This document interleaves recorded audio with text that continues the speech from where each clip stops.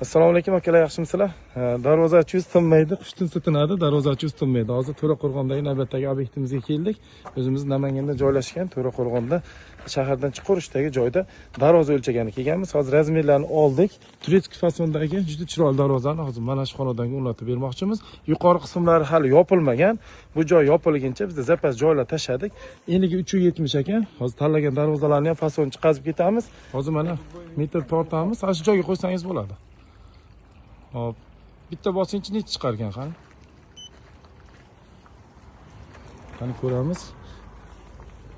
Joyimiz 374 ekan, 370 olsak bo'ladi. 2 santimetrdan ikki tomonga zazor tashlaymiz, chunki bu tomonda shikaturka hali imorat bitmagan. Bo'yi ochiqligini hisobiga bu joyga 4 metr qilib bering deyishdi. 420 joy tashlaymiz, 20 santimetr patologga tushadi deyishdi. Xudo xolasa aka bilan kelishuvimiz xayrli bo'lsin. Dogovorimiz 19.250 ming so'm kelishdik. Turetskiy fason darvoza. Hozir avans qancha bermoqsiz aka? Bering aka. 100% bersangiz ham farqi yo'q. Biz ishonchli odammiz. Darvoza ochishdan hech kim pand yemagan hozirgacha. Hamma ishi vaqtida javob qilayotganmiz. Vaqtagina beraman. Qancha? 9.250 gini bering. 10 million ro'na qolsin. Bo'ldi, men hozir yozib qo'yaman. 9.250 ming so'm avansimiz mana shu hujjat bo'lib qoladi. 9.250. Zamoga qanaqa bo'ladi? Zamok 3 xil vibr bor. Xolasangiz ishxona o'sha kuni borib darvozangizni ko'rib, tanlab olsangiz ham bo'laveradi. Zubr ham bor, stimul katta, stimul kichigi ham bor.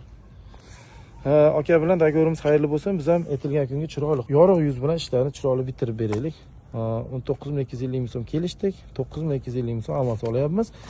Darvozaning fasoni Turetskiy Jesko deb qo'yamiz. Birinchi moda bo'lgan darvoza.